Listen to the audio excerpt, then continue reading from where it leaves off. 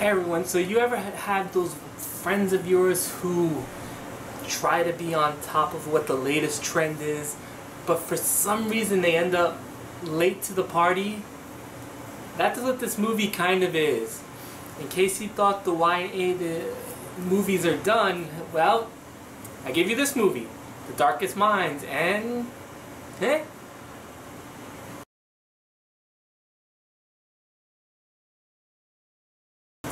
Darkest Mind is based on a book in the youth adult series, or young adult series, and it's a whole lot of different things. You can tell what they were trying to copy or where they got their influence from. When I saw this trailer for the very first time, I was like, holy crap, this is an X-Men movie! And it was kind of marketed like that, but not really. And it definitely feels like an X-Men movie, but it also feels like a movie that belongs alongside Divergence, the Maze Runner series, and the Hunger Games. And I kind of think it's better than at least two of those three, because I've never seen all of the Hunger Games movies. But yeah, and this movie is also produced by Fox, so I was like, this is definitely a X-Men movie. Basically what happens is, we're in a alternate universe where all of a sudden, for unknown reasons, kids started getting powers, and you either got powers or you died. We find our main character Rose, played by Amandla Stenberg, and something happens to her. She gets captured and puts into all kids who get captured, they get put into internment camps, where depending on what your level of powers are, you are given one of four different positions. There are actually 6 of them, but only 4 of them they keep alive. Oh no, there's 5 positions. 3 are kept alive. The other 2, if found, will be murdered instantly. They go green, blue, yellow, or is it green, yellow, blue, whatever. Green, yellow, blue. And then there's orange and red. If you're orange or red, they kill you on the spot because you represent alpha-powered kids, or for those of you who are familiar with the X-Men universe, alpha-powered mutants. While the words mutants are never used, they just say you have powers. And when depending on which one you have, when you use your powers, your eyes will glow a different color. If you have the green, you're super smart. If you have the yellow, you control electricity. If you have blue, you're telekinetic. If you have orange, you're telepathic. And if you have red, I'll let the movie explain it to you if you decide to watch it, because I think it's kind of interesting to see what the red ones are. And so she's in an internment camp. She gets rescued by this one girl who is supposedly part of a resistance, but you never really find out. Along the way, she runs away and she runs into 2 other characters. Someone named Liam, another person named Chuck or Chubbs, and one girl named Zuzu. And of course, all 4 of them represent the different powers. Liam is a telepathic, he's blue. Charles Chubbs is green, so he's super smart. Zoo is yellow, and also she's Chinese. Read subtext into that, or she's Asian. And she controls electricity, and then there's the main character Ruby, who's a telepath. So they go on this mission to go find a safe haven for young kids of their powers. And you can already tell just from that explanation, this movie is a hodgepodge of different ideas. And at times it kind of worked. I like the relationship between Liam and Ruby. At times it was a bit awkward, but then again, you have to realize that they're both teenagers, I guess. I think Liam looks like he's in his early 20s though, which brings up bigger problems because Ruby's only 16. But we won't get into that. I think to me the star of the movie was the kid who played Chubbs, a kid by the name of Skyland Brooks. To me, he had the best lines in the movie. I think he was genuinely funny, and I liked it when he was on screen. I don't think he got enough screen time. And that's one of the problems with this movie. There's not much explained. Other than this big part where a scientist explains the color system to Ruby, like no one's backstory Liam gets a little bit of an explanation. Probably the only one who really gets an explanation. Ruby you see where she starts from, and you don't really need to know anything about that, but there's so many other people. There's a character that we meet later on who is President White, who is played by the father from Get Out, who is, I'll tell you right now, Patrick Gibson. His name is Gray, by the way. I got his name wrong. No, it's Bradley Wilford. That's who President Gray is. The son is Patrick Wilson, who's played by Clancy, who has a very Warren Worthington angel from X-Men 3 United, or X-Men 3 The Last 10 type of relationship. So if you know that movie, you kind of know where he's going. Or you know at least the beginning of where his plan is.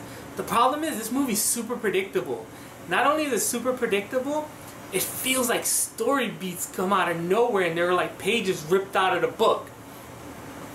There's one instance when the characters go meet some more superpowered kids, and the leader is like, I know you because of this, I know you because of this, I know you because of this, and I know you because of this. And you have no idea how he got that information. There is a general idea of why he got it, but in all honesty, it was like, wait, I never heard of this. Where did these stories come from? Also, there are parts of it where they're very inconsistent with their powers. Like Ruby's powers, a telepath, or you don't know if her powers, you would think they would be like Jean or Professor X from the X-Men movies, but it's more like Rogue, where she can't really telepath with you for the most part unless she's actually touching you, physically touching you. And there's this whole part where she goes about, oh, I hurt people when I touch them. And in the movie sense, she's never once hurt one person who she touched their mind unless she wanted to. So that there were lines like that, it felt like, wait, were there scenes that were ripped out and no one decided you need to explain what's going on? Once you get into the third act, where you see a lot of the revelations, especially with Ruby, some of them are actually pretty cool. But then they go back to the villains, and all of a sudden there's a twist there, or a semi-twist, because you can see it coming as soon as you see this one character. And it kind of just like, alright, I know what's going to happen, you know. And then the movie rushes along at times, and once again, there's pages of the script missing. Or they just said, oh, this is in the book, fuck it, we don't need it. There's also a really interesting scene at the end when you can definitely tell this movie was set up to introduce, to be one of whatever amount of, you know, movies that it's supposed to be.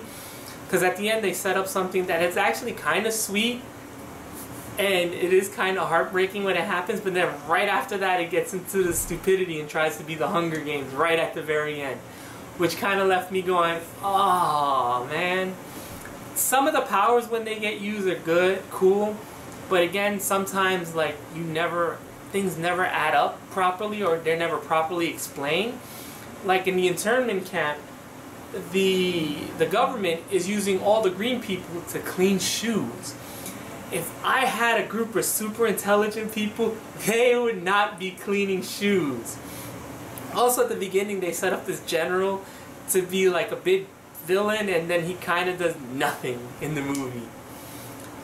And like I said, the last scene is definitely all about setting up with the narration, where all the key players are at. It goes, hello, this is part 1, and I don't think this movie's going to get a second part.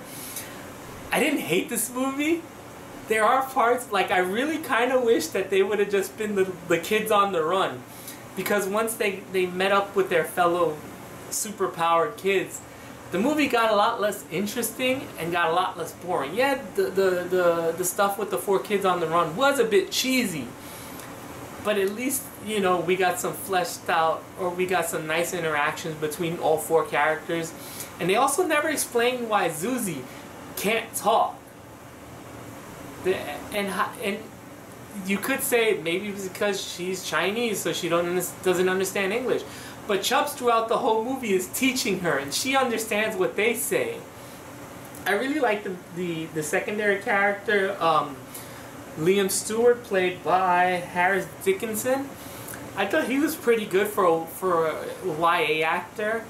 I kind of want to see him grow up a little bit. There are scenes where he is given cheesy lines, him and Ruby, but they kind of pull it off for the most part, and I didn't hate their chemistry. There were times when they showed they had a little something there. Like I said, I kind of was heartbroken at the end when their story stops. So I don't. It's a hard movie. I'd give it a solid 5. I didn't hate it. I didn't feel it was a waste of my time. I did feel it was underplayed in very much most areas. There wasn't a lot of explanation for how things work.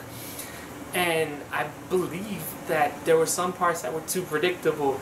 And as soon as you saw that happen, going, aha, I could have told you that 15 minutes ago. So, and it was very uneven to me, but I still kind of like the 4 main characters. And I would like to see them in another movie, hopefully with a stronger script. So yeah, that's my thoughts of The Dangerous Minds. Have you seen it? Do you plan on seeing it? Let me know what you thought in the comments below. Like, subscribe. Also, I'm going to be throwing them the link at the bottom. Once again, Jeff has his own playthrough channel for Sonic Mania Plus, where he shot a whole bunch of videos the other day. So he's very happy with that. So yeah, that's my thoughts on The Darkest Mind. Solid 5. That's all. Bye.